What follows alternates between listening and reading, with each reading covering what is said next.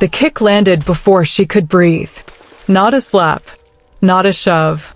A boot to her ribs, hard enough to lift her off the marble floor and send her crashing into the banquet table. Crystal shattered. Wine bled across white linen like an open wound. And the laughter that followed wasn't nervous or shocked. It was permission. She lay there, cheek pressed against cold stone, tasting copper and shame, and thought, this is how it ends. Not in battle. Not with honor.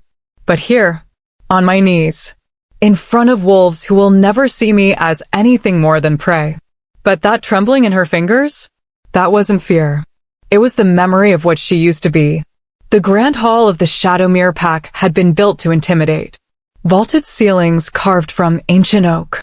Chandeliers dripping with firelight. Wolves in silk and leather, their eyes gleaming with the kind of arrogance that only comes from never having lost. At the center of it all sat the Alpha King himself, Fenric Shadowmere, on a throne of bone and blackwood, watching his son like a man watches a favorite hound learn to hunt. And his son, Draven, had just learned that kicking the help made the other wolves laugh. She'd been hired 3 weeks ago. A human waitress in a world that barely tolerated her kind. The pay was good. The work was simple. Serve drinks. Keep your head down. Survive. She'd done it before, slipped into places where no one looked twice at the girl carrying trays, the one who moved through crowds like a shadow. Her name was Iris, though no one here had bothered to ask. Tonight was supposed to be another shift. Another night of invisible labor. The Alpha King was hosting the annual gathering of packs, a display of power and politics wrapped in ceremony. Alphas from across the territory had come to pay tribute, make alliances, settle grudges. The air was thick with testosterone and territory, every wolf measuring every other wolf, waiting for someone to blink first. Iris had been refilling wine glasses near the high table when it happened. She'd stepped too close. Or breathed too loud. Or maybe Draven was just bored and looking for entertainment. He'd been drinking since sundown, his face flushed, his movements loose and careless. When she reached past him to pour wine for the visiting alpha from the Frostlaw pack, Draven's hand shot out. He grabbed her wrist. Not gently. His fingers were iron. His grip was meant to bruise. The other wolves at the table paused mid-conversation, sensing blood in the water. Draven's smile was slow, cruel, the kind of smile that said he knew exactly what he was doing. Careful, little human, he murmured, his voice carrying just enough for those nearby to hear. You're getting awfully close to people who matter. She kept her eyes down, kept her voice soft. My apologies, my lord. She tried to pull away. He tightened his grip. I don't think you understand how things work here, Draven continued, louder now, playing to the audience. Humans serve. Wolves rule. And you? You're lucky we even let you breathe our air. Laughter rippled through the table. Not from everyone, some of the older wolves looked uncomfortable, their eyes flicking toward the Alpha King as if waiting for him to intervene. But Fenric didn't move. He sat on his throne, one hand resting on the armrest, watching his son with the kind of indifference that said this was beneath his notice. Iris's heart hammered against her ribs. Not from fear. From the effort it took to keep her other hand, her free hand, from closing into a fist. From the discipline it required not to twist her wrist, snap his thumb backward, and drive her elbow into his throat before he even realized she'd moved. Because she could. Because once upon a time, she had. But that was before. Before she'd walked away from the blood and the screaming and the bodies she'd left in her wake. Before she'd buried the part of herself that knew how to break bones like they were kindling. So she stood there and let him humiliate her. Please, my lord, she whispered. I didn't mean. The kick came from nowhere. Draven's boot caught her square in the ribs, a vicious sideways strike that launched her off her feet. She flew backward, her body slamming into the banquet table hard enough to crack the wood. Glasses exploded. Plates clattered to the floor. Wine and blood, hers, mixed into a dark pool beneath her. The hall went silent. Not the shocked kind of silence. The entertained kind. the kind that waits to see what happens next. Iris lay there, gasping, her vision swimming. Pain radiated from her ribs like fire. She tasted copper, felt the wetness on her lip where it had split against her teeth. Her hands were flat against the cold marble, shaking. Not from pain, from restraint. Because somewhere deep inside, past the carefully constructed walls she'd built around herself, something old and deadly stirred. It woke up slow, like a predator disturbed from sleep, and turned its attention toward the source of the threat. Not yet, she told it. Not here. But it didn't listen. Draven was laughing now, turning back to his table, already dismissing her. Someone clean that up, he called over his shoulder. And get me a new glass. This one's contaminated. More laughter. Wolves toasting each other. The Alpha King still hadn't moved. Iris pushed herself up. Slowly. Her arms trembled, not from weakness, but from the effort it took to move like someone broken when every instinct screamed at her to move like what she really was. She got to her knees. Then her feet. Blood dripped from her chin onto the floor, steady as a countdown. The music had started again. Conversations resumed. She was already forgotten. Except she wasn't backing away. She was standing, and the air around her had changed. It was subtle at first. A shift in temperature. A heaviness that pressed against the lungs. Wolves closest to her paused mid-sentence, their nostrils flaring, their eyes narrowing. They smelled something. Something wrong. Something that didn't belong in a human. Draven turned back, his smile fading. What are you? She looked at him. Just looked. And for the first time since she'd arrived at Shadowmere, someone saw her. Really saw her. Not the waitress. Not the disposable human. But the thing beneath. The thing she'd spent 5 years trying to bury. Her eyes weren't brown anymore. They'd gone silver. Cold and bright as moonlight on steel. Draven took a step back. The Alpha King leaned forward in his throne. Iris's hands, still shaking, curled into fists at her sides. And somewhere in the back of her mind, past the pain and the rage and the carefully maintained lie of who she was supposed to be, a voice whispered, "They should have left you alone." The hall was still. Every wolf watching. Every heart beating just a little faster. She didn't move. Didn't speak. Just stood there, bleeding and broken and somehow more dangerous than anyone in that room had ever imagined. And then, very quietly, she smiled. It wasn't a kind smile. Outside, thunder rolled across the mountains. The first drops of rain began to fall. And somewhere deep in the forest, something howled, a sound that hadn't been heard in these lands for half a decade. The storm was coming, and she was at the center of it. Before we continue, please subscribe to Cindy's Wolfheart Stories, because here we tell tales that bite back. The silence stretched like a held breath. Iris stood in the center of the hall, blood on her lips, silver burning in her eyes, and every wolf in the room suddenly aware that something fundamental had shifted. The music had died. The conversations had stopped. Even the servants had frozen in place, trays suspended midair, as if movement itself might shatter whatever fragile moment this was. Draven stared at her, his face cycling through confusion, then anger, then something that looked dangerously close to fear. His hand moved toward his waist, toward the blade he wore more for decoration than necessity. But he didn't draw it. Not yet. Because drawing a weapon on a human, even one whose eyes had gone impossibly silver, would be admitting he felt threatened. And an Alpha's son couldn't afford to look threatened. "What the hell are you?" he demanded, his voice too loud, too sharp. Overcompensating. Iris didn't answer. She was too busy trying to force the thing inside her back down, back into the cage she'd built for it 5 years ago. But it had tasted freedom now. It had felt the insult, the pain, the humiliation. And it wanted out. Not yet, she told it again. Not here. Not like this. The Alpha King rose from his throne. Fenric Shadowmere moved like power made flesh. Slow. Deliberate. Every step a reminder that this was his territory, his hall, his rules. The other wolves parted for him automatically, creating a path between the throne and where Iris stood. His face was unreadable, neither angry nor concerned, just assessing. Like she was a puzzle he hadn't expected to encounter. He stopped 10 feet away, close enough to establish dominance, far enough to avoid the blood pooling at her feet. Interesting, he murmured, his voice a low rumble that carried through the hall. Very interesting. Iris's hands uncurled slowly.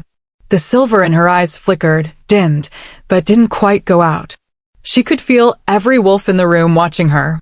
Could feel their confusion, their suspicion, their sudden wariness. They dismissed her as human, as prey, as nothing. Now they didn't know what she was. Good. Let them wonder.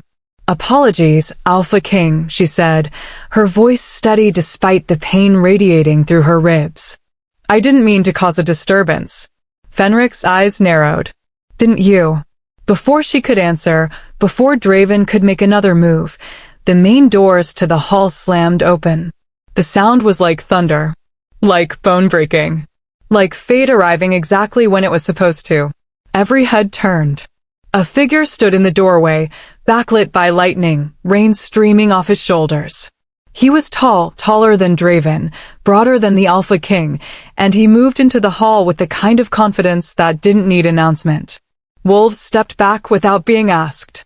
The air itself seemed to shift around him, bending to accommodate his presence. Iris felt it before she saw his face. Felt the weight of his attention like a physical thing, pressing against her skin, searching for something beneath the surface. When he finally stepped into the firelight, she understood why the room had gone so quiet. He was beautiful in the way dangerous things are beautiful. Sharp features carved from shadow and stone. Eyes so dark they were almost black, fixed on her with an intensity that made her breath catch. His hair was midnight, pushed back from his face, rain-slicked and wild. He wore black, always black, she would learn later, and moved like violence wrapped in silk. His name was Kieran. And he was looking at her like he'd been searching for her his entire life. Iris, he said. One word. Her name. Spoken in a voice that was smoke and honey and promises that probably shouldn't be kept. The hall erupted. Wolves surged to their feet, confusion turning to alarm. How did this stranger know her name? Who is he? What pack did he belong to? The Alpha King's hand moved to the blade at his hip, his eyes hard and calculating. But Iris couldn't focus on any of them. Because Kieran was walking toward her, cutting through the crowd like they were mist, his eyes never leaving hers. And with each step he took, the thing inside her, the thing she'd been fighting to keep caged settled, quieted, like it recognized something in him that she didn't yet understand. He stopped in front of her, so close she could smell the rain on his skin, the forest in his clothes, something wild and old and utterly other that made every instinct she had screamed danger and sanctuary in the same breath. You're hurt, he said quietly. Not a question. An observation. His eyes tracked the blood on her lip, the bruise already forming along her ribs beneath her uniform. I'm fine, she lied. His jaw tightened. For a moment, just a heartbeat, something dark and violent flashed across his face. Then it was gone, replaced by that same calm intensity. No, he said. You're not. He turned to face the Alpha King, and the temperature in the room dropped 10 degrees. Fenric, Kieran said, his voice carrying easily through the hall. I see your pack's hospitality has evolved since I was last here. The Alpha King's expression was carefully neutral, but Iris caught the flicker of recognition in his eyes. He knew Kieran. More than that, he was wary of him. Kieran Ashwood, Fenric said slowly. It's been a long time. Not long enough, apparently. Kieran's eyes swept the room, taking in Draven, the frozen crowd, the shattered glass, and spilled wine. Tell me, Fenric, is it Shadowmere tradition now to attack humans? Or is this a new development? Draven bristled. She's not. I wasn't talking to you, Kieran cut him off, his voice suddenly sharp as broken glass. He looked at Draven the way someone looks at an insect they're deciding whether or not to crush. And if you value what's left of your miserable existence, you'll keep your mouth shut and your hands to yourself from now on. The threat was quiet. Absolute. Undeniable. Draven took a step back. The Alpha King's eyes narrowed. You overstep, Ashwood. This is my territory. My pack. And that girl is under my protection, Kieran finished. As of this moment, the words fell like stones into still water. Ripples spread through the hall, whispers, gasps, wolves exchanging glances that said this was either the boldest or most foolish thing anyone had done in years. Iris's heart hammered. Wait, I didn't. Kieran turned back to her, and the look in his eyes silenced whatever protest she'd been about to make. It wasn't commanding or dismissive. It was something else. Something that looked almost like recognition. Like he knew exactly what she was, what she'd been hiding. I know, he said quietly, so only she could hear. I know what you are, Iris. And I know what they would do to you if they knew too. Her breath caught. How? Because I've been looking for you for 3 years. His voice was low, urgent, threaded with something that sounded like relief and desperation in equal measure. Ever since the night you disappeared from the fighting rings in the Northlands. Ever since you vanished like smoke and everyone who knew what you were either died or learned to keep their mouths shut. The floor seemed to tilt beneath her feet. The fighting rings. The Northlands. 5 years ago, she'd walked away from that life, from the blood and the screaming and the title they'd given her after she'd broken every champion they'd thrown at her. The ghost. That's what they'd called her. Because she fought like death itself, silent, precise, inevitable. Because she'd never lost. Because by the time they realized what she was, it was already too late. She'd thought she'd buried that name along with everything else. Apparently, she'd been wrong. I don't know what you're talking about, she said, but her voice lacked conviction. Kieran's smile was sad, knowing. Yes, you do. Behind them, the Alpha King's patience was wearing thin. Enough, Fenric growled. Ashwood, I don't care what business you think you have with this human. You don't walk into my hall, interrupt my gathering, and claim protection rights over. She's not human. 3 words. Spoken loud enough for every wolf in the room to hear. The silence that followed was suffocating. Iris felt every eye in the hall lock onto her. Felt the weight of their attention, their suspicion, their sudden fear. This was it. The moment everything she'd built, every lie, every carefully maintained facade, came crashing down. Kieran stepped closer to her, positioned himself between her and the crowd. She's blood-born, he said, his voice carrying the weight of absolute certainty. Descended from the first warriors. The ones who fought alongside wolves before the treaties, before the pacts, before everything you know about this world was written into law. Gasps rippled through the crowd. Bloodborne was legend. Myth. The kind of story elders told around fires to scare young wolves into behaving. Humans with wolf blood in their veins, strong enough to fight shifters on equal ground, rare enough that most packs had never seen one. Rare enough that most wolves thought they were extinct. That's impossible, Fenric said, but his voice held out now. Is it? Kieran gestured toward Iris. Look at her eyes, Fenric. Look at the way the air moves around her when she's angry. Look at what happened when your son kicked her to the ground like garbage. Did she cry? Did she run? Or did she stand up with silver in her eyes and enough contained violence in her bones to make every wolf in this room stop breathing? Iris wanted to run. Wanted to disappear into the shadows and never look back. But Kieran's presence beside her was like an anchor, holding her in place. And somewhere beneath the panic, beneath the fear of exposure, she felt something else. Relief. Because she was so damn tired of hiding. The Alpha King studied her for a long moment, his expression unreadable. Then he looked at Kieran. If what you say is true, then she's even more dangerous than I thought. The Bloodborne were exterminated for a reason, Ashwood. They were too powerful. Too unpredictable. They were slaughtered, Kieran interrupted, his voice cold as winter, because the packs feared anyone they couldn't control. Because strength that doesn't bow is always seen as a threat. He paused. Sound familiar? The Alpha King's jaw clenched. Kieran turned back to Iris, and when he spoke again, his voice was gentler. You don't have to hide anymore. Not from them. Not from yourself. He extended his hand. Come with me. Let me show you what you really are. Iris stared at his outstretched hand. At the promise it represented. At the danger. Because accepting his help meant admitting everything. Meant walking away from the safety of anonymity and stepping into a world that had tried to erase people like her. But staying meant more nights like this. More kicks. More humiliation. More pretending she was something less than what she was. The thunder rolled again, closer now. Rain hammered against the windows. And somewhere in the distance, that same howl echoed through the mountains, wild and ancient, and calling to something deep inside her. She looked at Kieran. At his dark eyes that seemed to see straight through every wall she'd ever built. At his hand, steady and waiting and somehow safe. And she made her choice. She took his hand. His fingers closed around hers, warm, strong, certain. And the moment their skin touched, something inside her clicked into place.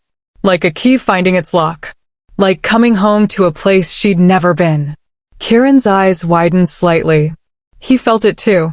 Well, he murmured, a ghost of a smile touching his lips. That's unexpected. What is? She whispered. He looked at her like she'd just answered a question he'd been asking his entire life. Everything. Behind them, the Alpha King made a sound of disgust. Take her, then. But know this, Ashwood, if she proves to be the threat I think she is, if she brings chaos to my territory, I will hunt her down myself. Protection be damned.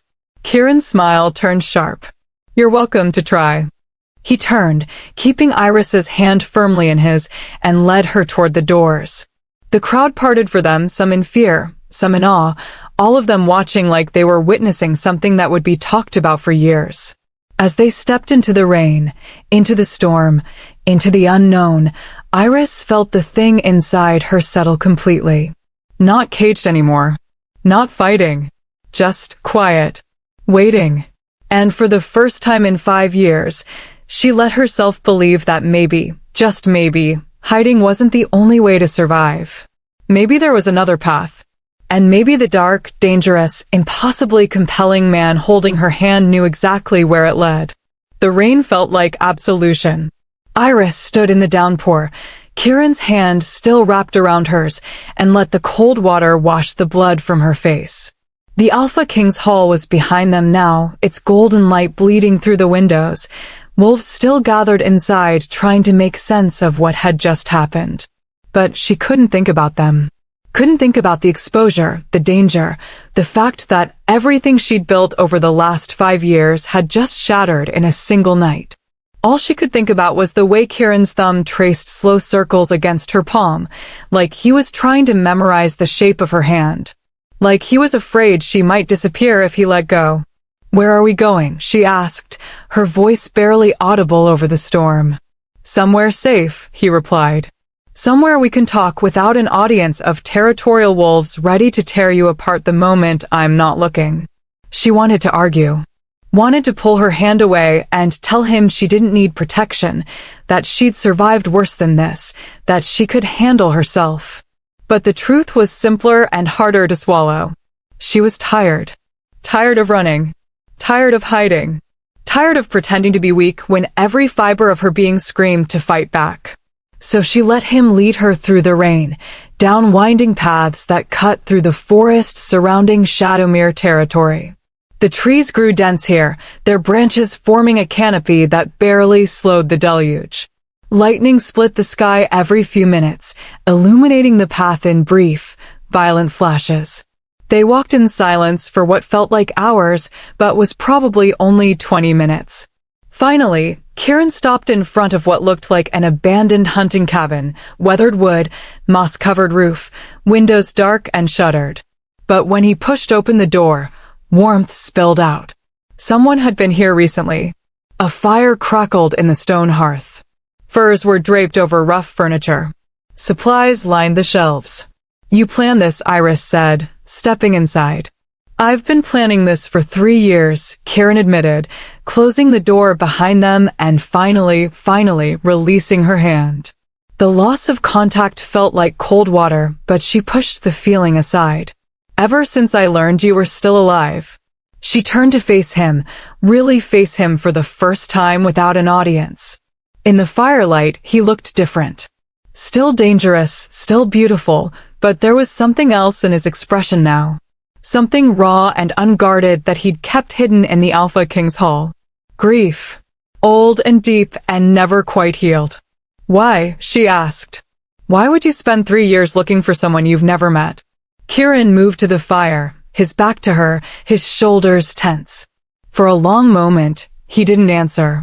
Just stared into the flames like they held answers he was afraid to speak out loud. Because, he said finally, his voice rough, you're the last of your kind. And I made a promise to your mother that I'd find you if anything ever happened to her. The world tilted. Iris's breath caught in her throat. Her mother. She hadn't heard anyone speak about her mother in 8 years. Not since the night everything had fallen apart. Not since the night she'd learned what the word bloodborne really meant and why her mother had spent Iris's entire childhood teaching her to hide. You knew my mother, she whispered. I knew your whole family. Kieran turned to face her, and the pain in his eyes was devastating. Your mother, Saris. Your father, Torin. Your older brother, Kalen. He paused. I was there the night they were killed. The fire popped. Rain drummed against the roof. And Iris felt something inside her crack open, a wound she'd spent 8 years trying to seal shut with distance and denial and determined numbness. Tell me, she said, her voice breaking. Tell me what happened. Kieran crossed to her slowly, carefully, like she was something fragile that might shatter if he moved too fast. He guided her to sit on the furs near the fire, then settled across from her, close enough that she could see the firelight reflected in his dark eyes. Your family was bloodborne, he began. One of the last 3 families left in the world. They lived in the Northlands, in a settlement that had existed for centuries, bloodborne and wolves coexisting, protected by ancient treaties. My pack, the Ashwood Pack, had an alliance with them. We traded, we fought side by side when rogues or rival packs threatened the territory. We respected each other. He looked down at his hands. I was 18 when I first met your mother. She was teaching combat in the training rings, and I thought I was hot shit because I'd just beaten my first alpha in a challenge match. She put me on my ass in under 10 seconds. A ghost of a smile touched his lips. Then she helped me up and spent the next 3 hours teaching me why speed matters more than strength. Iris's throat tightened. That sounded exactly like her mother. Fierce and kind in equal measure. Never cruel, but never soft either. She'd taught Iris the same lessons, how to read an opponent's breathing, how to move like water, how to end a fight before it began.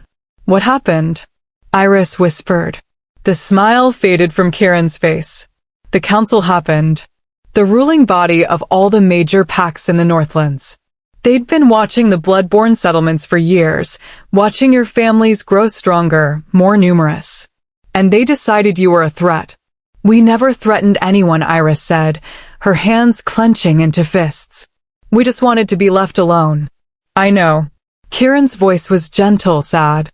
But fear doesn't care about truth. The council declared the bloodborne too dangerous to exist. Said your strength was unnatural, that you could challenge wolf dominance if you chose to. So they sent enforcers. 20 packs. Hundreds of wolves. His jaw clenched. They attacked at dawn. Iris closed her eyes, but that only made the memories clearer. She'd been 14. Too young to fight with the adults, too old to hide with the children. Her mother had woken her before sunrise, pressed a blade into her hands, and told her to run. To get as far from the settlement as possible and never look back. She'd refused.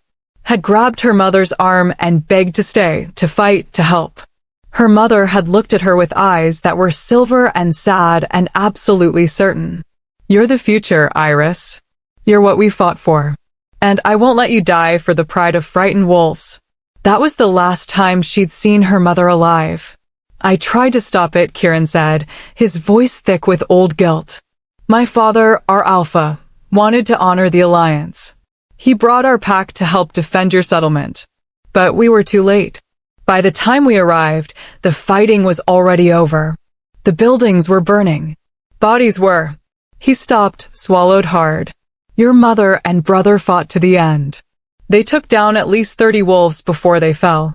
Your father died defending the children, making sure the youngest ones escaped into the forest. Tears burned behind Iris's eyes, but she refused to let them fall. She'd cried enough 8 years ago, had screamed and raged and broken until there was nothing left but the cold, empty determination to survive. And me? She asked. Why didn't they find me? Because your mother was brilliant. Kieran leaned forward, his eyes intense. She knew they were coming, had known for weeks that something was wrong. So she made arrangements. Had me swear an oath that if anything happened to her, I'd find you. Help you. Protect you. He paused. She told me you'd gone to the fighting rings in the Southern Territories. Said you'd be using a false name, hiding what you were, but that I'd know you when I saw you because you moved exactly like she did. Iris's breath hitched. The fighting rings.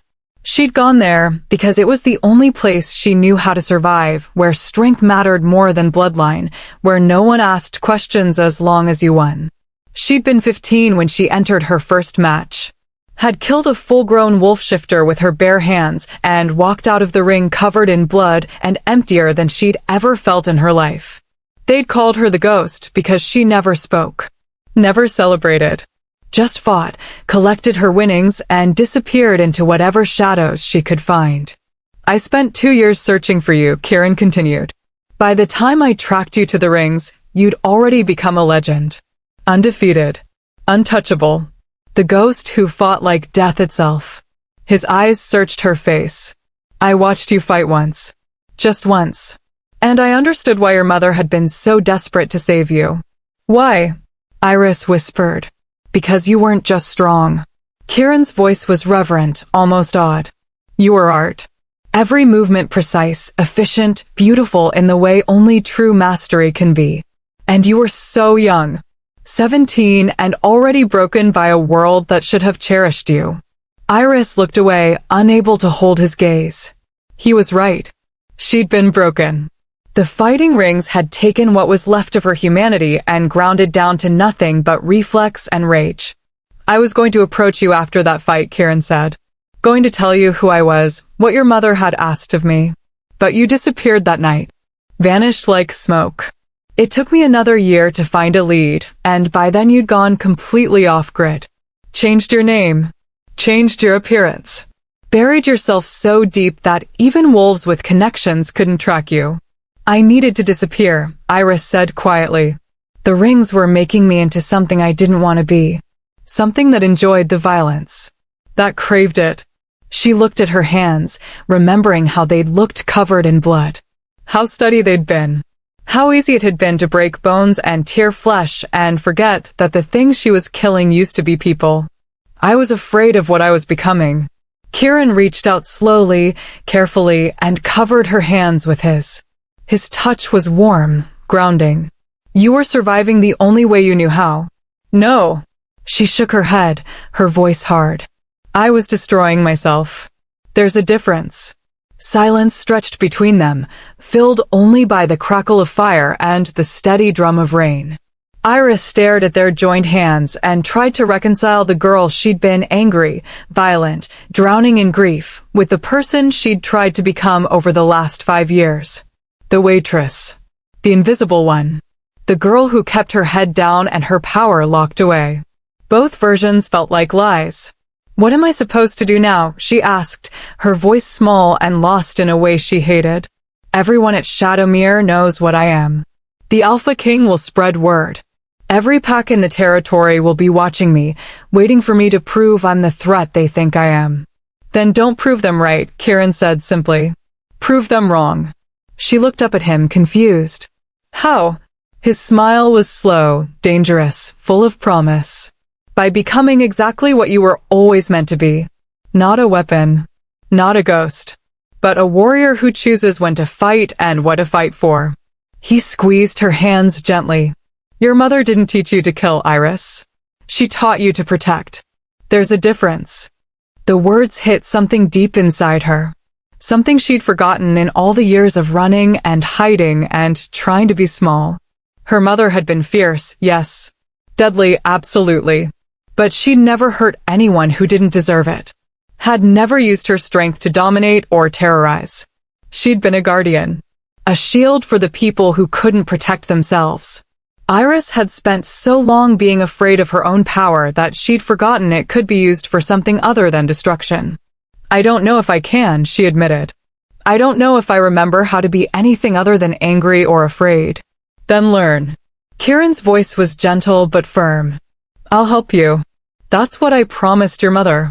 Not just to find you, but to help you understand what you are. What you can be. And what am I? The question came out raw, desperate. Because I don't know anymore. I'm not human. I'm not wolf. I'm something in between that nobody wants and everyone fears. Kieran studied her for a long moment, his dark eyes seeing straight through every defense she had left. When he spoke, his voice carried absolute certainty. You're blood-born, he said. Descended from the first warriors who stood between wolves and extinction when the ancient threats came. Your ancestors fought alongside our ancestors before the packs, before the territories, before all the politics and power plays that turned us into enemies. You're the bridge between two worlds. And that doesn't make you weak or wrong or too dangerous to exist. He leaned closer, his voice dropping to something almost tender. It makes you irreplaceable. The words settled into her chest like stones in water, sinking deep. For 8 years, she'd believed she was a mistake. An aberration. Something the world would be better off without. But sitting here in the firelight, Kieran's hands still covering hers, she felt something shift. Not hope exactly, hope felt too fragile, too easily broken. But possibility. The faint, barely there chance that maybe she could be something other than what grief and violence had made her. What happens now, she asked. Kieran's smile turned knowing. Now we rest. Tomorrow, I take you somewhere you need to see. Somewhere that will help you understand exactly what you're capable of. He paused. And somewhere that's going to change everything you thought you knew about your family's history. Outside, the storm began to ease. The rain softened to a whisper. And somewhere in the forest, that ancient howl echoed again, closer now, like it was searching for something. Or someone. Iris settled back against the firs, exhaustion finally catching up with her. The fire was warm. Kieran's presence was solid, safe. And for the first time in 8 years, she let herself believe that maybe, just maybe, she didn't have to carry all this weight alone. Maybe there was someone who understood. Maybe there was a reason she'd survived when everyone else hadn't. And maybe tomorrow she'd find out what that reason was. Dawn broke soft and golden over the forest. Iris woke to the smell of pine smoke and something cooking over the fire. For a disorienting moment, she didn't remember where she was, her body tensed, ready to fight or flee, every instinct screaming danger. Then she saw Kieran crouched by the hearth, stirring something in a battered pot, and the memories of last night came flooding back. The kick. The exposure. The truth spoken out loud for the first time in 8 years. She sat up slowly, her ribs protesting. The bruise had bloomed overnight, dark purple spreading across her side like spilled ink. It would heal. It always did. Blood-borne bones knit faster than human ones, though not as fast as wolves. Another reminder that she existed somewhere in between, belonging fully to neither world. Kieran glanced over his shoulder, his expression softening when he saw her awake. How do you feel? Like I got kicked by an alpha sun, she said dryly. A ghost of a smile touched his lips.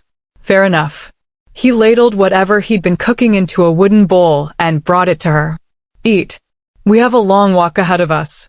The food was simple, some kind of grain porridge with dried meat and herbs, but it was warm and filling. Iris ate in silence, watching Kieran move around the cabin with easy familiarity. He'd stayed up most of the night, she realized, keeping watch, making sure no one from Shadowmere followed them, protecting her even when she was too exhausted to protect herself. The thought settled something warm and uncomfortable in her chest. She wasn't used to being cared for, wasn't used to anyone putting themselves at risk for her sake. For 8 years, survival had been a solitary endeavor. Trust no one, need no one, rely only on yourself. But Kieran was different. He'd known her mother, had made a promise, and everything about him suggested he took promises seriously. "Where are we going?" she asked, setting the empty bowl aside. Kieran's eyes gleamed with something that looked like anticipation. "To a place your mother wanted you to see. A place that's been waiting for you since before you were born." Before she could ask what that meant, he was already moving toward the door, gathering supplies into a worn leather pack. Iris stood, ignoring the protest from her ribs, and followed him out into the morning. The forest was different in daylight. Less menacing, more alive. Birds called from the canopy. Sunlight filtered through leaves still heavy with last night's rain, creating patterns of gold and shadow on the forest floor. The air smelled clean earth and moss and growing things. They walked east, away from Shadowmere territory and deeper into the wild lands where few wolves ventured. The paths grew narrower, older, until they weren't really paths at all, but game trails worn by creatures that knew this forest better than any shifter. Kieran moved with confidence, like he'd walked this route 100 times. Maybe he had. Iris followed, her senses alert, cataloging every sound and scent and shift in the wind. Old habits from the fighting rings. Always know your surroundings. Always have an exit strategy. Always be ready. They walked for hours. The sun climbed higher, warming the air, burning off the morning mist.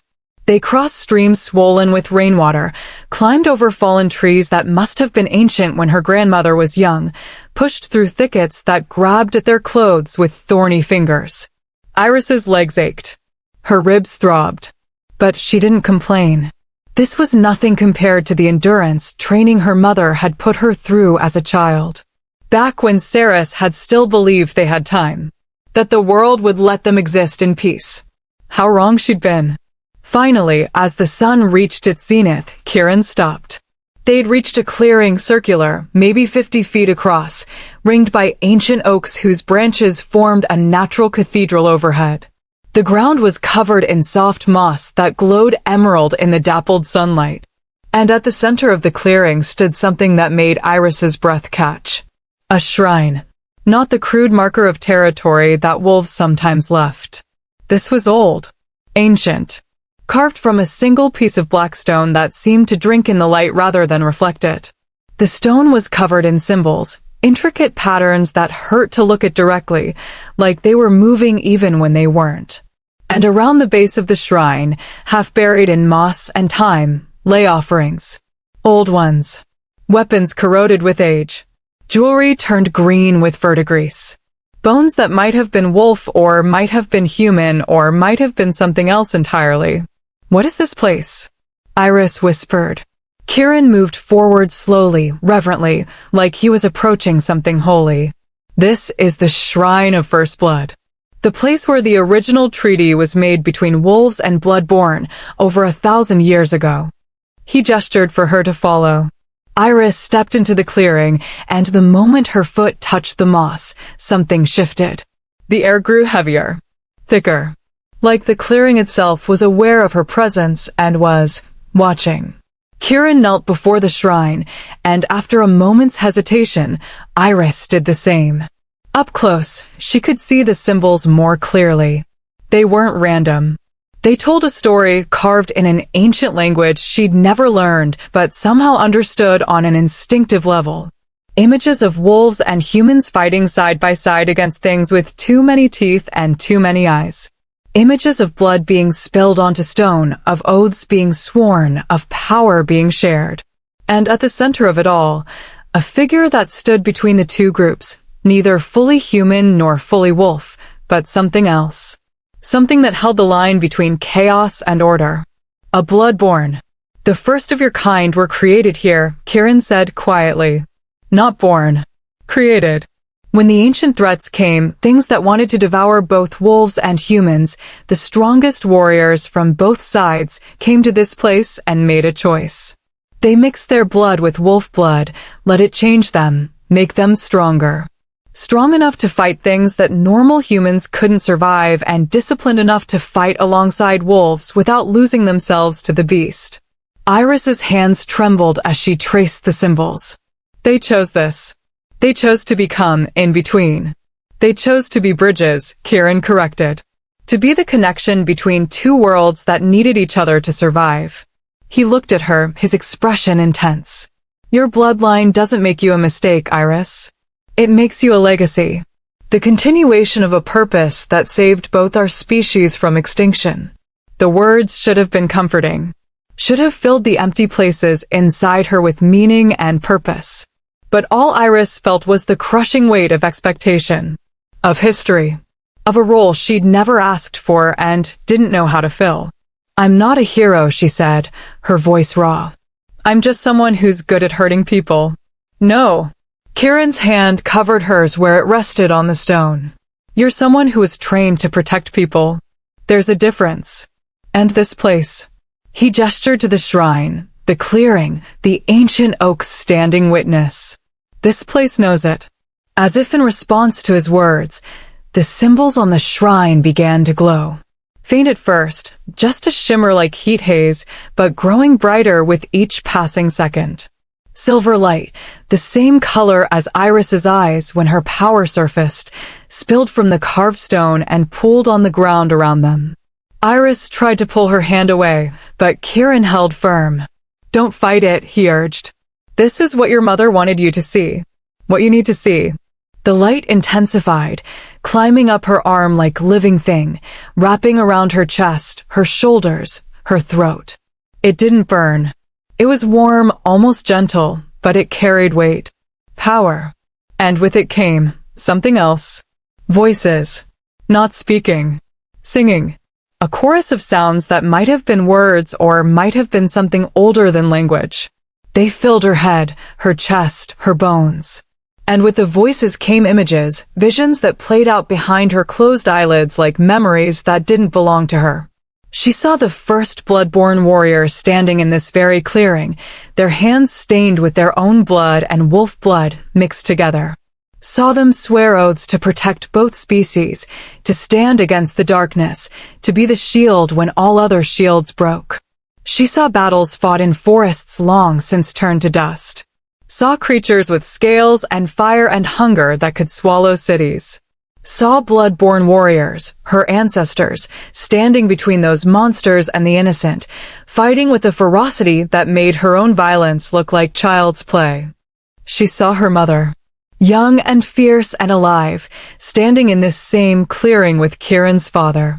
Saw Saris place her hand on the shrine and receive the same visions Iris was seeing now. Saw her mother's face as understanding dawned, the knowledge that she was part of something so much bigger than herself. And then she saw herself. Not as she was now, broken and hiding and afraid, but as she could be. Standing tall, silver fire wreathed around her hands, facing down threats that would make Alpha Kings tremble. Not fighting for glory or revenge or the sick satisfaction of dominance. Fighting because someone had to. Because there were people who needed protecting and she was strong enough to do it. She saw herself becoming exactly what her ancestors had been. A guardian. The vision shattered.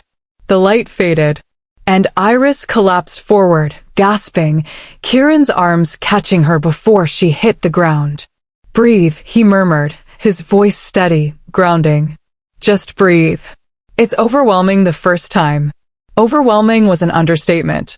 Iris felt like she'd been taken apart and put back together wrong, or maybe right for the first time. Her skin buzzed with residual energy. Her mind reeled from everything she'd seen, everything she now understood.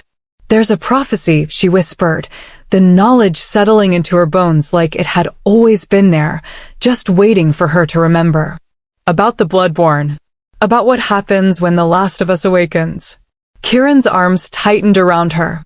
Yes, tell me. He was quiet for a long moment, his breath warm against her hair. When he finally spoke, his voice carried the weight of old stories told in dark places.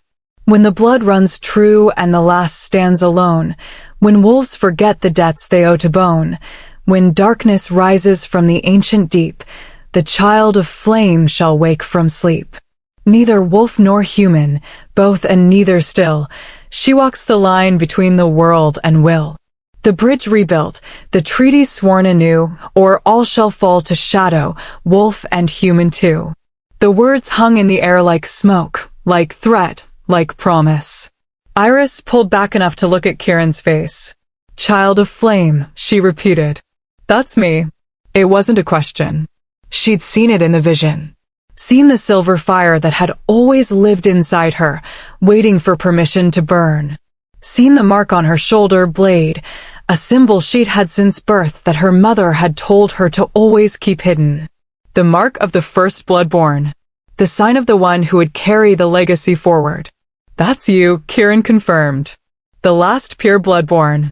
The only one who can fulfill the prophecy. And if I can't? The question came out small, afraid. If I'm not strong enough or good enough or... Then the darkness that your ancestors fought will return, Kieran said bluntly. And this time, there won't be anyone strong enough to stop it. Silence settled over the clearing, heavy with implication.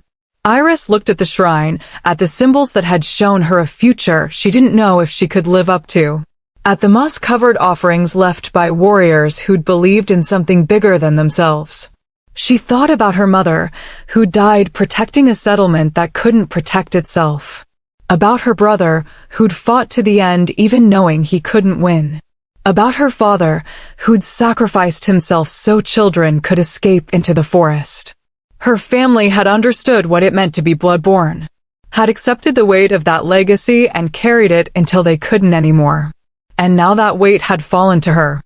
I don't know if I can do this, she admitted, her voice breaking. I don't know if I'm brave enough. Kieran's hand cupped her face, tilting it up until she had no choice but to meet his eyes. They were dark and deep and completely certain. Bravery isn't about not being afraid, he said. It's about being terrified and doing it anyway. His thumb brushed across her cheekbone, gentle and grounding. Your mother knew you could do this. That's why she fought so hard to keep you alive. That's why she made me promise to find you. She barely knew me, Iris protested. I was 14 when she died. Just a child. She knew you well enough. Kieran's smile was sad, knowing. She told me once that you had the strongest heart of anyone in your settlement. That you cried when you had to kill rabbits for dinner, but never hesitated when someone needed defending. That you were fierce and gentle in equal measure, and that combination would either destroy you or save the world. Tears burned behind Iris's eyes. She remembered those rabbits. Remembered hating the necessity of taking life, even for survival. Remembered her mother kneeling beside her afterward, wiping away her tears, telling her that compassion wasn't weakness. That the strongest warriors were the ones who understood the weight of every life they took. What if the prophecy is wrong? Iris whispered. What if I'm not the child of flame? What if I'm just me? Kieran pulled her closer, his forehead resting against hers. Then you're exactly who you're supposed to be. The prophecy doesn't make you special, Iris. You make the prophecy real. The sun shifted overhead, streaming through the oak branches in rays of gold and amber. The shrine's glow had faded to nothing, but Iris could still feel its presence. Could still feel the weight of 1,000 years of history pressing down on her shoulders. She thought about everything she'd seen in the vision. About the darkness rising. About the role she was apparently born to play. About the choice that stood before her like a cliff edge, step forward into the unknown or turn back to the safety of hiding. Except hiding wasn't safe anymore. Not after last night. Not after the Alpha King had seen what she was. Not after wolves across the territory would soon know that a bloodborn lived among them. She could run again. Could disappear into another city, another life, another lie. spend the rest of her days looking over her shoulder, waiting for the inevitable moment when someone decided she was too dangerous to let live. Or she could stay, could accept what she was, could become the warrior her mother had believed she could be, could try to be the bridge instead of the weapon. Okay, she said quietly, the word feeling like surrender and declaration in equal measure. Okay, I'll try. Kieran's arms tightened around her, and for a moment she felt his relief like a physical thing. That's all anyone can ask. They stayed like that for a long time, kneeling in the clearing, wrapped around each other, the shrine standing silent witness to the promise Iris had just made. The sun climbed higher. Birds sang in the canopy. And somewhere deep in the forest, that ancient howl echoed again. Closer than before. Searching. Calling. As if something had been waiting for this moment. For her to finally accept what she was. And now that she had, now things would start to change. For better or worse, the child of flame had awakened. And the world would have to deal with the consequences. They weren't alone in the forest. Iris sensed at first a shift in the air, a wrongness that made her instincts scream. She pulled away from Kieran, her body tensing, every sense suddenly sharp and focused. The birds had stopped singing. The forest had gone silent in that particular way that meant predators were near. Big ones. Kieran was on his feet instantly, his body positioning itself between her and the tree line. His eyes had gone amber, wolf rising to the surface, ready to defend. How many? He asked quietly. Iris closed her eyes, letting her other senses expand. Her mother had taught her this, how to read the forest, how to count enemies by the weight of their footfalls, the direction of disturbed air. 8, she whispered. Maybe 10. Surrounding us. Shadowmere wolves? No. She opened her eyes, and they were silver again. These moved differently. Older. More disciplined. A figure stepped into the clearing. Then another. Then 6 more, forming a loose circle around the shrine. They were wolves, all of them radiating the kind of power that came from age and experience. Their clothes were dark, practical, marked with symbols Iris didn't recognize. But their eyes were cold. Calculating. The eyes of executioners who'd done this before. The leader stepped forward. He was older than the others, gray threading through his dark hair, scars crisscrossing his face like a map of old violence. When he spoke, his voice was gravel and authority. Kieran Ashwood. Step away from the abomination. Kieran's laugh was sharp, humorless. Abomination? Is that what the council is calling Bloodborne now, Garrick? So these were council wolves. The same ones who'd slaughtered her family. Iris's hands curled into fists, silver fire flickering at her fingertips before she forced it down. Not yet. Not until she knew what they wanted. Garrick's eyes tracked the movement, noted the power she'd almost released. The council declared Bloodborne extinct 8 years ago. We were thorough. Yet here stands proof that our work was incomplete. Your work, Kieran snarled, his voice dropping to something barely human, was genocide. It was necessity. Garrick's expression didn't change. The Bloodborne were a threat to the natural order. Too strong. Too unpredictable. Too hard to control, Iris interrupted, her voice cutting through his justification like a blade. That's what you mean, isn't it? We didn't bow. Didn't submit to wolf dominance. So you killed us. Garrick's attention swung to her fully for the first time. He studied her the way someone studies a weapon, assessing threat level, looking for weaknesses. You're Ceres's daughter. I remember you. Small thing, hiding behind your mother's legs while we burned your settlement. The memory hit like a physical blow. Iris remembered him now. Remembered his face illuminated by firelight, his sword dripping with blood that might have been her brother's. Remembered the way he'd smiled when her mother fell. The silver fire sparked again, hotter this time. Harder to contain. I'm not hiding anymore, she said quietly. Garrick nodded, like this was expected. The council anticipated you might resurface. They've authorized your immediate termination. Nothing personal. just cleaning up loose ends. Like hell. Kieran moved, putting himself directly in front of Iris. You want her? You go through me first. That can be arranged. Garrick gestured, and his wolves began to close the circle, moving with predatory grace. You're outnumbered, Ashwood. Outmatched. And fighting for something that shouldn't exist. Stand aside. Let us finish what we started 8 years ago. Iris's heart hammered, but not from fear. From rage. From the memory of her family's screams. From 8 years of running and hiding and pretending to be less than she was because these wolves had decided her existence was inconvenient. She was done running. She stepped around Kieran, ignoring his protest.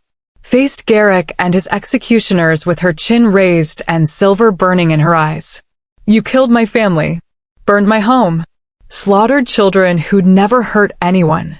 Her voice was steady, cold. And you call me the abomination? Yes, Garrick said simply. Because you're still breathing. The attack came fast. 3 wolves lunged simultaneously, coordinated, professional, meant to overwhelm through sheer numbers. But Iris had fought worse odds in the rings. Had learned to read attacks before they happened, to move like water between strikes. She dropped low, letting the first wolf sail over her. Spun and drove her elbow into the second wolf's throat with enough force to crush his windpipe. The third reached for her, claws extended, and she caught his wrist, twisted, and used his momentum to send him crashing into 2 of his companions. For seconds. 3 wolves down. The clearing erupted into chaos. Kieran shifted, not fully, just enough to bring out claws and enhance strength, and met 2 more wolves head-on. The sound of impact was like thunder. Bodies collided, separated, collided again in a blur of violence. Iris didn't have time to watch. Garrick was moving toward her, his eyes calculating, trying to find the pattern in her fighting style. She gave him nothing. Every movement was different, unpredictable, drawn from 100 different opponents she'd faced in the rings. He struck high. She went low, sweeping his legs.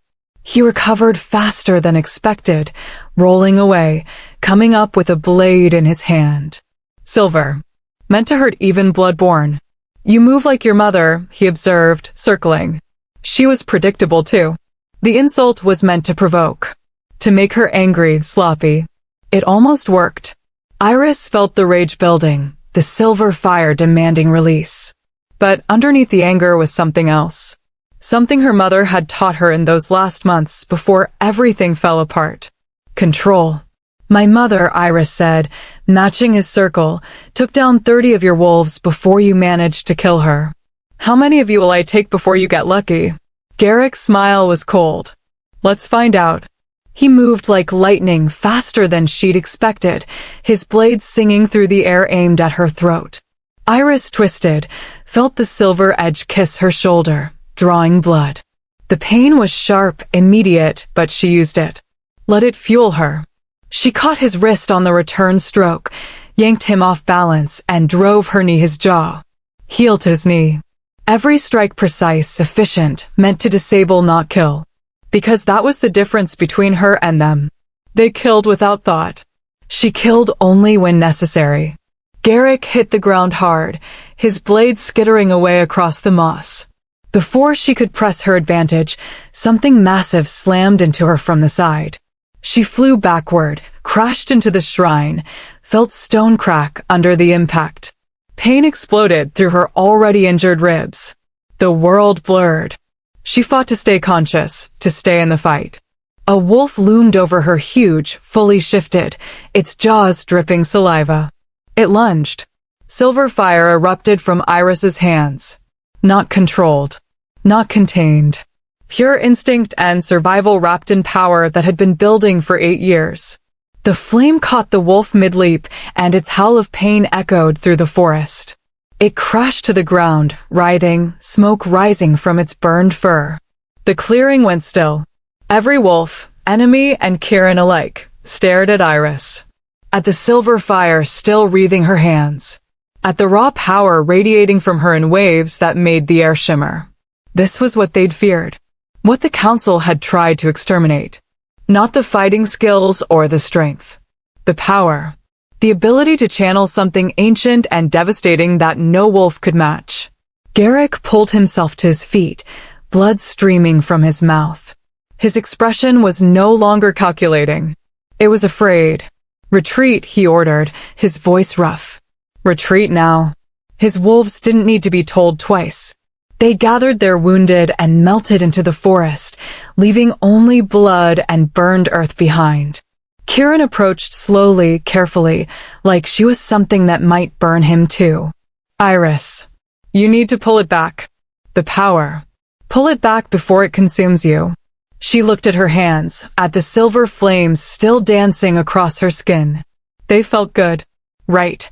Like she'd been cold her entire life and had finally found warmth.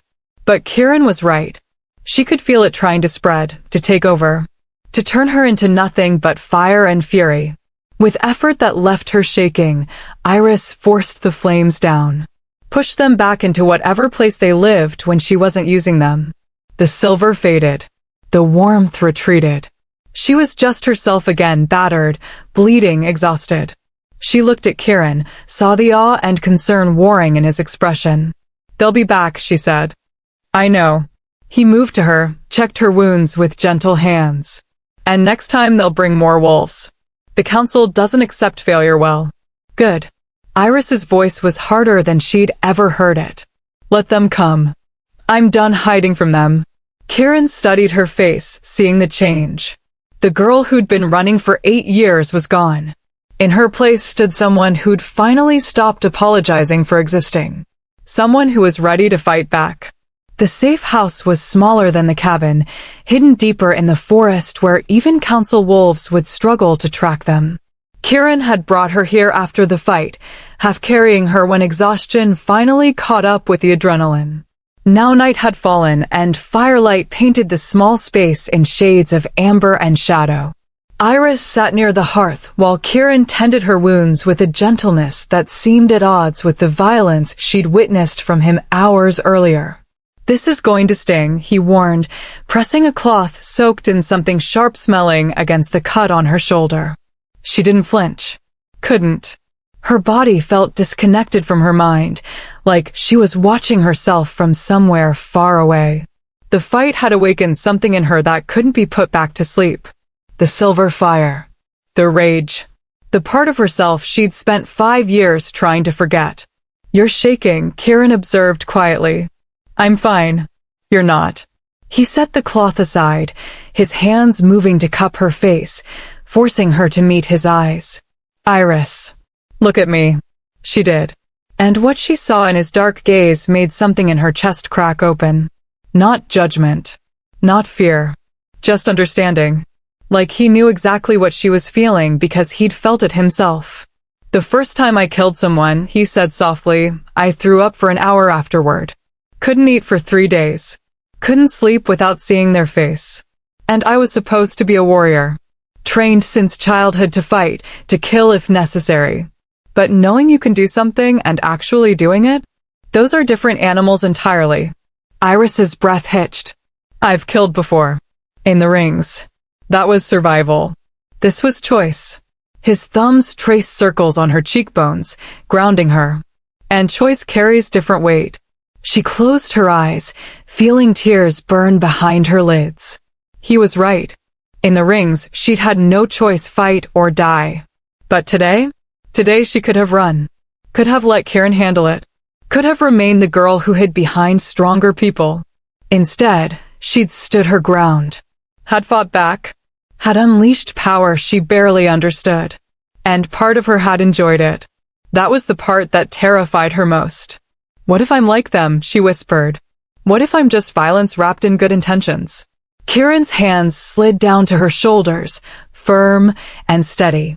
You're not. You know how I know. He waited until she opened her eyes. Because you're asking the question. People who are just violence? They never doubt themselves. Never question if they've gone too far. They just take and break and move on to the next target. My mother would be ashamed of me. The words came out broken. She taught me to protect, not to. Your mother, Kieran interrupted gently, killed 30 council wolves the night she died. Ripped them apart with her bare hands to buy time for the children to escape. You think she felt guilty about that? You think she questioned whether she'd gone too far? He shook his head. She did what needed doing. Just like you did today. Iris wanted to believe him. Wanted to accept that the violence inside her could be justified, channeled, used for something other than destruction. But doubt was a persistent thing, burrowing deep. Kieran seemed to sense her struggle. He stood, held out his hand. Come here. She let him pull her to her feet, wincing as her ribs protested. He led her to the small window that looked out over the darkened forest. Moonlight filtered through the trees, turning everything silver and shadow. You see that? He pointed to where the forest met the sky. That darkness out there? It's not empty. There are things in those woods that would tear apart any human or wolf stupid enough to wander too far alone. Things left over from the time before the treaties, before civilization, before anything resembling order. He turned her to face him, his expression serious. Your ancestors, the first bloodborn, they stood between that darkness and everything worth protecting.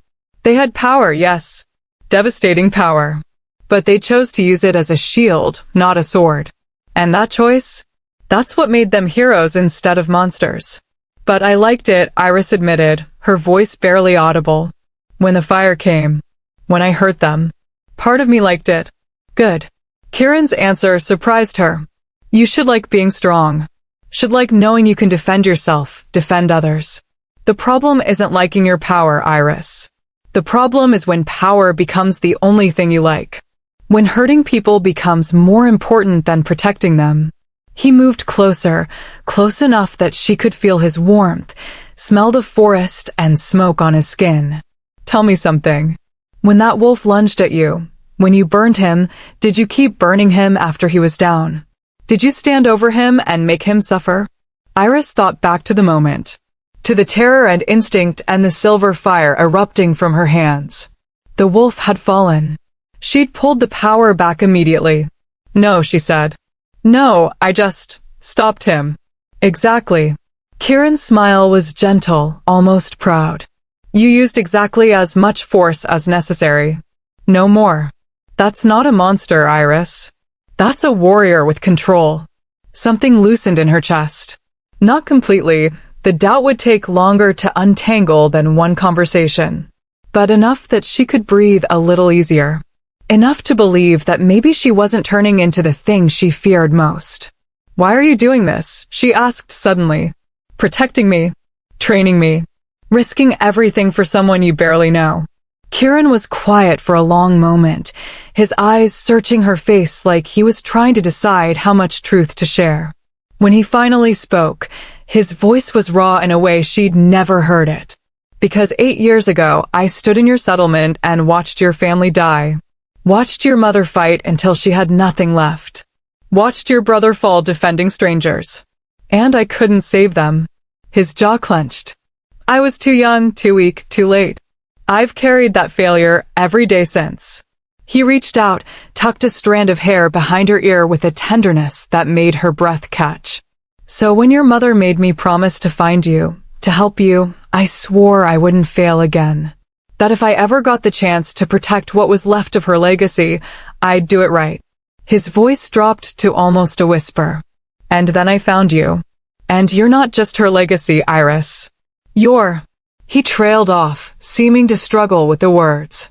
I'm what? She prompted. His eyes met hers, and the intensity there stole her breath. You're everything I didn't know I was searching for. Everything I didn't think I'd ever find. The air between them changed. Became charged with something that had nothing to do with blood-borne power or prophecies or ancient duties. Something simpler and infinitely more complicated. Iris's heart hammered. She should step back. Should maintain the distance between them. Should remember that feelings were dangerous, that caring about people only gave the world more ways to hurt you. But she was tired of being afraid. She reached up, her hand tentative against his cheek. His skin was warm, rough with stubble. His eyes closed briefly at the contact, like her touch was something he'd been craving. "Kieran," she whispered. "What are we doing?" He opened his eyes, and the look in them was answer enough. "Something reckless. Something that probably violates about 15 different oaths I've taken." He leaned closer, his forehead touching hers. "Something I'm going to regret if I don't at least try." "Try what?" His smile was crooked, vulnerable in a way that made him seem younger. "This." He kissed her. Soft at first. Questioning. Like he was giving her every chance to pull away, to say no, to maintain the boundaries that should probably exist between a blood-born and the wolf sworn to protect her. But Iris didn't pull away. She kissed him back, her hands sliding into his hair, pulling him closer. And for the first time in 8 years, she let herself feel something other than grief or rage or the crushing weight of survival. She felt alive. When they finally broke apart, both breathing hard, Kieran rested his forehead against hers again. That probably complicated things. Probably, Iris agreed, her lips still tingling. Worth it though. Definitely worth it. They stood like that for a long moment, wrapped in each other and firelight, the world outside temporarily forgotten. Tomorrow would bring new dangers. The council would regroup. Shadowmere would want answers. The prophecy would demand choices neither of them were ready to make. But tonight? Tonight they had this. Each other. And the fragile, dangerous thing growing between them that felt like hope. They came for her 3 days later. Not council wolves this time. Shadowmere wolves. Led by the Alpha King himself. Iris woke to the sound of footsteps surrounding the safe house. Dozens of them, moving with military precision. She was on her feet instantly, silver already flickering in her eyes, every instinct screaming trap. Kieran was beside her in seconds, his expression grim. "Stay behind me." Like hell. She moved to the window, counted the wolves outside. 20 at least. Maybe more hiding in the trees. All of them armed. All of them watching the cabin like it might explode. Why would Fenric bring his entire guard? Because someone told him where to find us. Kieran's voice was flat, emotionless in the way that meant he was furious. Someone who knew about this place. The door burst open before Iris could process that implication. Alpha King Fenric strode in, flanked by his best warriors. His eyes locked onto Iris with an intensity that made her skin crawl. "Iris, daughter of Ceres," he announced formally. "You are hereby summoned to appear before the Council of Alphas to answer for crimes against wolfkind." "What crimes?" Iris demanded. "Existing. Murder." Fenric's smile was cold. 3 days ago, you slaughtered 8 council enforcers in an unprovoked attack. The accusation hit like a physical blow. "That's a lie. They attacked us first. They were trying to kill." "According to whom?" Fenric interrupted. "You? The abomination who has every reason to lie? Or perhaps your devoted protector here, who would say anything to keep you safe?" Iris's eyes cut to Kieran, saw the tension in his shoulders, the way his hands had curled into fists. He knew what was happening. Knew exactly how this would play out. They were being framed. "The council has witnesses," Fenric continued, his voice carrying the weight of absolute authority. "Wolves who saw you attack first. Who watched you burn their brothers alive without provocation or mercy." He gestured to his guards. "Take her." "No." Kieran moved between Iris and the guards, his body radiating threat. "She's under my protection." "Ancient rights, Fenric. You can't just. I can do whatever serves the greater good of wolfkind." Fenric's expression hardened. "And right now, that means containing a threat before she kills again." "Stand aside, Ashwood. Make me." For a moment, Iris thought it would come to violence right there. Thought Kieran would fight Fenric's entire guard to protect her. And he would lose. Would die trying to defend someone the world had decided was too dangerous to exist. She couldn't let that happen. "Kieran." Her voice was soft but firm. "Stand down." He turned to her, disbelief and betrayal warring in his expression. "What?" "No. Iris, you can't. I can face the council." She stepped around him, met Fenric's cold gaze without flinching. I'll come willingly. Answer their questions. Let them decide for themselves if I'm a threat. Don't do this, Kieran urged, his voice desperate now. You don't understand what you're walking into. The council doesn't want truth. They want an excuse to finish what they started 8 years ago. I know. Iris looked at him, tried to pour everything she felt into that look, gratitude, affection, something that might have become love given time. But I'm tired of running. If the council wants to judge me, let them. Maybe it's time someone stood up and made them justify their genocide. Fenric laughed, sharp, mocking. Noble words. Let's see how long that courage lasts. His guards moved forward, and Iris let them. Let them bind her wrists with silver chains that burned against her skin. Let them lead her toward the door while Kieran stood frozen, his face a mask of helpless rage. I'll find a way to stop this, he called after her. I'll get you out. I promise. She wanted to believe him, wanted to hold on to hope that this wasn't the end. But as they led her into the forest, surrounded by wolves who looked at her like she was a rabid animal that needed putting down, doubt crept in cold and insidious. The journey to the council chambers took hours. They traveled through territories Iris had never seen, past packlands that grew progressively more civilized until finally they reached what looked like a fortress carved from the mountainside itself. Ancient, imposing, built to intimidate. They threw her into a cell deep underground. Stone walls, iron door, no windows, no light except the torch burning in the hallway beyond her bars. Iris sat in the darkness and waited. Hours passed. Maybe days, she couldn't tell without sunlight. Guards brought food and water occasionally, always silent, always wary. Like she might explode if they got too close. She almost wanted to unleash the silver fire and burn her way out of this place. But that would only prove them right. Would confirm every fear the council had about Bloodborne being too dangerous to exist. So she waited. And tried not to think about how similar this felt to the nights after her family died, when she'd hidden in the ruins of her settlement, waiting for dawn or death, whichever came first. The door opened suddenly, flooding the cell with torchlight. Iris blinked against the glare, trying to see who'd come. When her vision cleared, her breath caught. Kieran stood in the doorway. But something was wrong. His expression was closed off, distant. Like he was looking at a stranger instead of someone he'd kissed just 3 nights ago. Kieran? She moved toward him, stopped when he held up a hand. Don't. His voice was flat. Empty. I'm not here for you. The words hit like a blade. What? The council made me an offer. He wouldn't meet her eyes. Full pardon for my pack. Restoration of territories we lost in the last war. All I have to do is testify against you. No, this couldn't be happening. Tell me you said no, Iris whispered. Kieran's jaw clenched.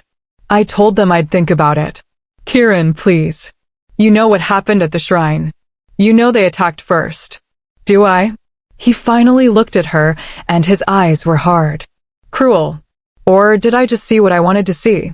A girl who looked like she needed saving. Who reminded me of a promise I made to someone who's been dead for 8 years. He laughed bitterly. Maybe the council is right. Maybe you are too dangerous. Maybe I've been fooling myself thinking you could be anything other than what you are. And what am I? Her voice broke despite her efforts to keep it steady. An abomination, he said quietly. Just like they've been saying all along. The betrayal was complete. Devastating. Iris felt something inside her shatter, something that had just started to heal over the last few days. The hope that maybe she wasn't alone. That maybe someone saw her as more than a weapon or a threat. Kieran turned to leave, paused at the door. The trial is tomorrow. I'll be testifying. He still wouldn't look at her. I'm sorry, Iris. But I have to think about my pack. About the wolves who depend on me. I can't sacrifice their future for. He trailed off. Didn't finish the sentence. Didn't need to. For someone like her. Someone who shouldn't exist. The door closed. The lock turned. And Iris was alone again in the darkness. But this time, the darkness felt different. Heavier. Because it wasn't just physical anymore. It was inside her too, the crushing weight of abandonment, betrayal, the realization that she'd let herself care about someone who'd been willing to sell her out the moment it became convenient. She'd been a fool. Had let Kieran's gentle words and careful touches make her believe she could be more than what the world saw. That she deserved protection, care, maybe even love. But the world had reminded her brutally, efficiently, what she really was. Alone. Dangerous. Unwanted. The silver fire sparked in her hands, brighter than before. Hotter. Fed by rage and heartbreak in equal measure. The chains around her wrists began to glow, the metal heating, starting to melt. Part of her wanted to let it happen. Wanted to burn through these chains, these walls, this entire mountain fortress. Wanted to show them all exactly how dangerous she could be when she stopped holding back. But another part, smaller, quieter, but still there, remembered her mother's words. Strength without control is just destruction. So Iris pushed the fire down, forced it back, let the chains cool, and made herself a promise. Tomorrow, when they dragged her before the council to condemn her, she wouldn't give them the satisfaction of seeing her break. Wouldn't prove their worst fears right by becoming the monster they expected. She would face them with her head high. Her power contained, her dignity intact. And if they decided she deserved to die, well, at least she'd die standing. The council chamber was exactly what Iris expected: cold stone, harsh torchlight, and wolves seated in judgment like they were gods instead of predators with politics. 12 alphas sat in a semicircle on elevated thrones. The most powerful wolves in all the territories gathered to decide her fate. Behind them stood their guards, their advisors, their witnesses. The room was packed with wolves who'd come to watch the abomination be put down. They'd dressed her in white. Like a sacrifice. Like something pure that needed staining before it could be destroyed. The irony wasn't lost on her. Iris stood in the center of the chamber, silver chains still binding her wrists, and met each alpha's gaze without flinching. Let them see she wasn't afraid. Let them wonder what it meant that someone they'd condemned to death could look at them like they were beneath her notice. Alpha King Fenric stood to present the charges. Murder. Assault. Using forbidden powers against wolfkind. Refusing to submit to rightful authority. The list went on, each accusation more absurd than the last. Iris didn't bother defending herself. These wolves had made their decision before she'd ever entered the room. This trial was theater. A way to justify genocide with paperwork. Then they called their first witness. Kieran walked into the chamber, and Iris's heart, already broken, shattered into smaller pieces. He looked different. Cleaned up, dressed in formal pack regalia, every inch the respectable alpha son. Nothing like the man who'd held her by firelight and promised she didn't have to carry her burdens alone. He took his place before the council and began to speak. He told them about finding her at Shadowmere. About her violent reaction when confronted. About the bodies at the shrine, 8 council wolves, burned beyond recognition. About how she'd shown no remorse, no hesitation, no humanity. Every word was a knife. Every sentence another betrayal. The worst part? Some of it was true. Twisted, yes. Context stripped away until facts became weapons. But true enough that the wolves listening nodded along, their expressions hardening with each revelation. When Kieran finished, he finally looked at her. Just for a moment. And Iris saw something in his eyes that didn't match the words he'd spoken. Something that looked like. The chamber doors exploded inward. Not metaphorically. Actually exploded, wood and iron and stone blasting apart in a wave of force that sent guards flying. Smoke poured through the opening, thick and choking. And through that smoke came a sound that made every wolf in the room freeze. A howl. Ancient. Primal. The kind of sound that predated language, predated civilization, predated everything wolves thought they knew about the world. A figure emerged from the smoke. Massive. Covered in fur that seemed to absorb light rather than reflect it. Eyes that glowed red as coals. claws that could rend stone. Not a wolf. Something older. Something that wolves had fought alongside 1,000 years ago and thought extinct. A shadow beast. Chaos erupted. Alphas shouted orders. Guards shifted, ready to defend. But the creature moved faster than anything that size should move, tearing through wolves like they were paper. Blood sprayed. Screams echoed. The carefully controlled trial descended into slaughter in seconds. The beast's attention locked onto the alphas. It charged, jaws wide enough to swallow a manhole. Iris didn't think. Didn't calculate odds or consider consequences. The silver chains binding her wrists shattered, not from fire, but from pure force of will. Power she hadn't known she possessed until the moment it was needed. She moved. Faster than the beast. Faster than the wolves. Faster than thought itself. She was between the creature and the alphas before anyone realized she'd moved. Her hands came up, and silver fire, no, not fire anymore. Silver light. Pure. Brilliant. The kind of power that had forged the first treaty between wolves and bloodborne. The light slammed into the shadow beast like a physical thing. The creature howled, recoiled, its red eyes wide with something that might have been recognition or might have been fear. Iris pressed forward, the light intensifying.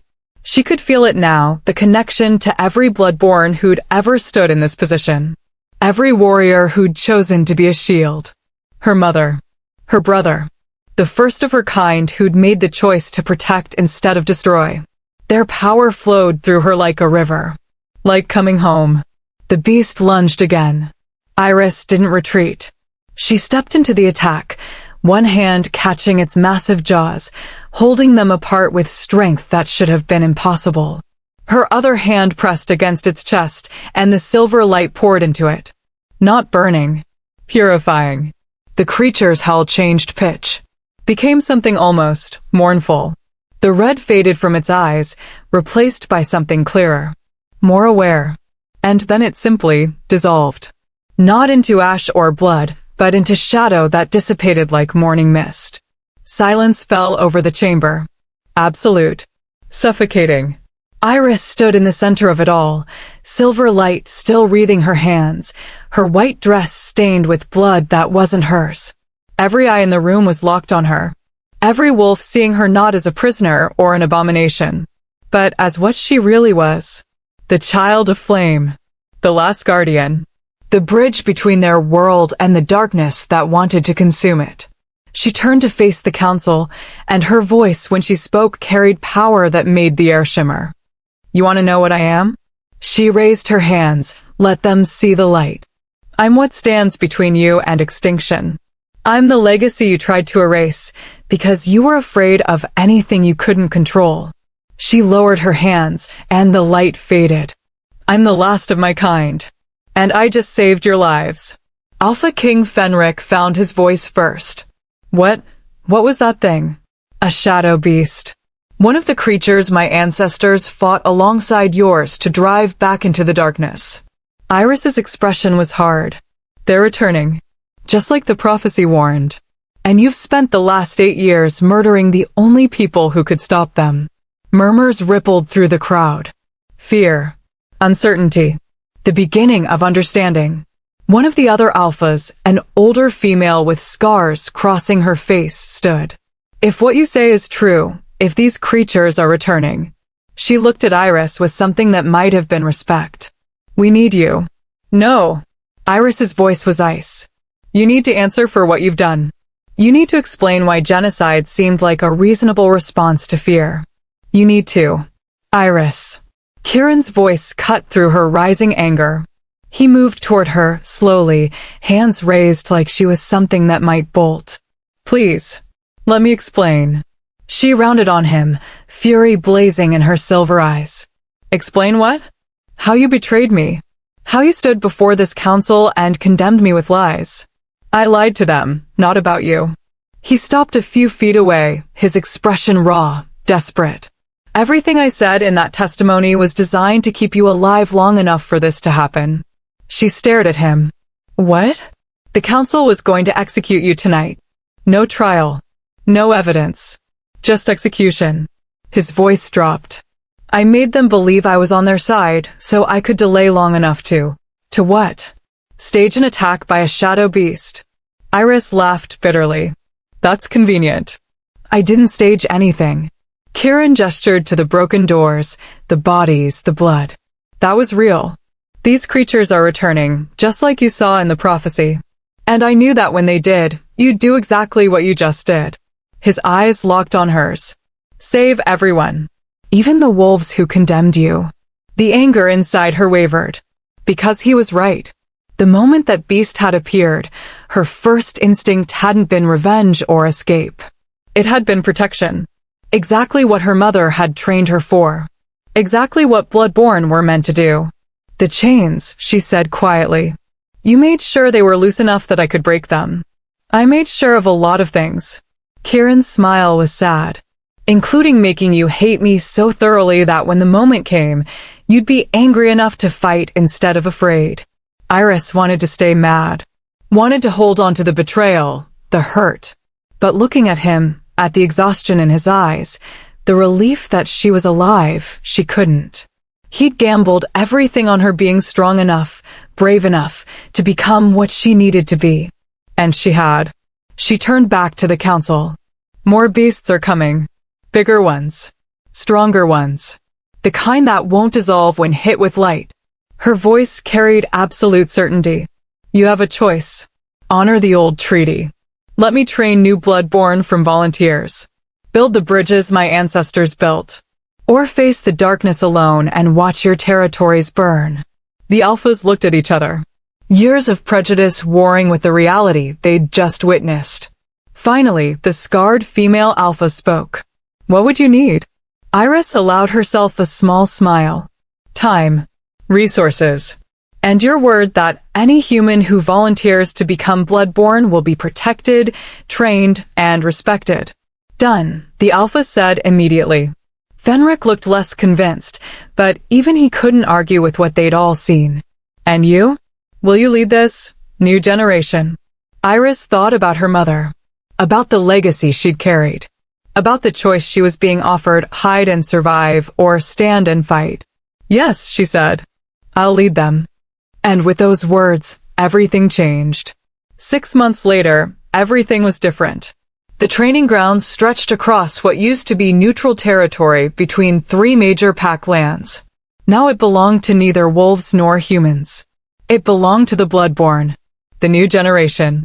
Volunteers who'd stepped forward when Iris made her offer, ordinary humans willing to undergo the ancient ritual, to let wolf blood change them, to become bridges between worlds. 37 of them on that first day. Iris stood on the ridge overlooking the grounds, watching her students spar.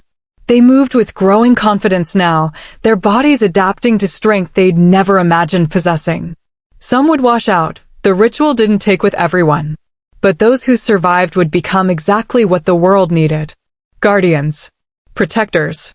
Warriors who chose to shield instead of conquer. Footsteps approached from behind. She didn't turn. Didn't need to. She'd know that presence anywhere. Kieran stopped beside her, close enough that their shoulders almost touched. The council wants to meet again. Discuss expanding the program to the Eastern Territories. Let them wait. Iris's voice was softer than it used to be. Less sharp. The anger that had sustained her for so long had finally begun to ease. They spent 8 years trying to exterminate us. They can spend a few more days learning patience. Kieran's quiet laugh warmed something in her chest. Fair enough. They stood in comfortable silence, watching the sun sink toward the horizon. The training grounds would be quiet soon. Her students would return to their quarters, rest, prepare for tomorrow's lessons. And Iris would walk among them, answer their questions, share stories about what it meant to be Bloodborne. What it meant to carry a legacy written in blood and choice. Do you ever regret it? Kieran asked suddenly, agreeing to lead them. Taking on this responsibility. Iris considered the question. 6 months ago, she'd been a waitress hiding from her past. Now she was training warriors, negotiating with alphas, standing as the face of a resurrection the world hadn't expected. It was exhausting. Terrifying. More pressure than one person should carry. And it was exactly where she needed to be. No, she said simply. This is what I was meant for. What my mother prepared me for, even if neither of us knew it at the time. Kieran's hand found hers, their fingers interlacing with the ease of practice. They'd been careful these last 6 months. Professional in public. But in private moments like this, they allowed themselves the small intimacies that made the burden bearable. She'd be proud of you, he said quietly. Your whole family would be. The words should have hurt. Should have reopened old wounds. But instead they settled warm and healing in places that had been cold for too long. I hope so, Iris murmured. I hope they're watching. Hope they know their deaths weren't meaningless. Below, one of her students, a young woman named Kira, executed a perfect defensive sequence against 2 opponents at once. 6 months ago, Kira had been a baker's daughter with no combat training and a fierce desire to be more than what her village expected. Now she moved like lightning, her silver eyes flashing with barely contained power. Now she was bloodborne. The darkness hadn't stopped coming. Shadow beasts still emerged from whatever hell had spawned them, testing borders, searching for weakness. But now there were warriors trained to fight them. Now the wolves and humans had reason to stand together instead of tear each other apart. Now there was hope. Iris thought about the girl she'd been 6 months ago. Broken. Hiding. Convinced she was a mistake that needed erasing. And she thought about the woman she'd become, scarred, yes, but standing. Leading. Choosing every day to be the shield her mother had trained her to be. The transformation hadn't been easy. Still wasn't easy. Some days the weight of it all threatened to crush her. Some nights she woke up gasping, remembering chains and betrayal and the feeling of being utterly alone. But then she'd remember Kieran's steady presence. Her students' determined faces. The way the alphas had started looking at her with respect instead of fear. The way she'd finally stopped apologizing for existing. Do you think it's enough? She asked. What we're building here. Do you think it can hold back what's coming? Kieran squeezed her hand. I think if anyone can make it work, it's you. The child of flame who refused to burn out. He turned to face her fully, his dark eyes serious. But you're not doing it alone anymore. Remember that. She met his gaze, let herself believe him. Let herself trust that this time, the promises made in firelight would hold. The sun touched the horizon, painting the sky in shades of amber and crimson. Below, Kira landed a perfect strike against her sparring partner, and the watching students erupted in cheers. The sound carried up to where Iris stood, young voices, hopeful voices, voices that believed the world could be different. Voices that believed in her. And maybe that was enough. Maybe the prophecy didn't require perfection. Maybe it just required someone willing to try. Someone willing to stand when others ran. Someone willing to choose protection over destruction, even when destruction would be easier. Someone willing to be the bridge instead of the weapon. Iris looked at the training grounds, at her students, at the future taking shape before her eyes. And for the first time since her mother died, she felt something that wasn't grief or rage or bone-deep exhaustion. She felt purpose. The wind picked up, carrying the scent of pine and rain and growing things. Somewhere in the forest, that ancient howl echoed, but this time it didn't sound threatening. This time it sounded like acknowledgement. Like the old powers recognizing that the balance they'd fought for was being restored. One warrior at a time. One choice at a time. One bridge rebuilt between worlds that needed each other more than they'd ever admit. Kieran wrapped his arm around her shoulders, and Iris leaned into his warmth. Tomorrow would bring new challenges. More beasts. More politics. More wolves who'd never trust her and more humans who'd fear what she represented. But tonight? Tonight she stood on this ridge with the man who'd risked everything to help her find herself. Watching students who'd chosen to become something more than ordinary. Building something that might actually survive. Building something worth fighting for. And maybe, just maybe, that was enough. So tell me, would you have chosen her side? Would you have stood with the girl everyone called an abomination and seen the guardian she was meant to be? Or would you have been like the wolves, afraid of anything you couldn't control, ready to destroy rather than understand? The truth is, we all carry fire inside us. The question isn't whether we have power. It's what we choose to do with it. Iris chose to protect, to build bridges, to be the shield when all other shields failed. What would you choose? If this story sparked something in you, if you felt her pain, her rage, her hope, then you're exactly where you need to be. Because here at Cindy's Wolfheart Stories, we don't tell tales about perfect heroes. We tell tales about broken people who choose to stand anyway. About warriors who fight not because they're fearless, but because they're terrified and doing it anyway. We tell tales that burn.